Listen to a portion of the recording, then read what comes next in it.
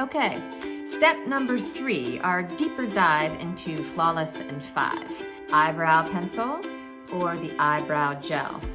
I'm going to start with the eyebrow pencil. It comes in 3 different shades: light, medium, and dark. It's gluten-free and nut-free. Why is it safe? Why Beautycounter over somebody else?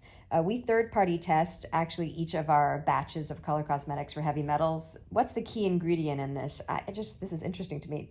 Rosemary leaf extract, which is an antioxidant that stabilizes the natural oils, waxes, and colorants. Now, I was showing you before, I just do upstrokes, like little lashes, but always use this brush. It's so great. It blends, so it's like even if you see those little strokes, you know you're gonna be fine. Eyebrows make such a difference. They really shape your face. And then this is an eyebrow Gel.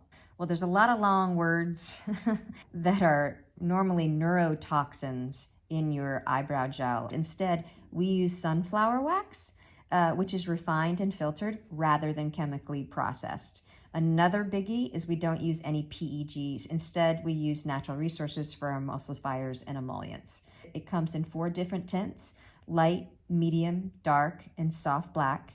It also comes in invisible or clear. I would equate this to like the volumizing of our mascara. Well, this would kind of be like the volumizing of our eyebrow products. I just put it on really lightly. Some people really like to put this on, or just use this. You can just use this and not use an eyebrow pencil if you like, but I don't have a lot of hair on my eyebrows, so I like to go in and kind of like fill it in first and then top it off with the eyebrow gel. So that is step number 3 in the Flawless in 5 deep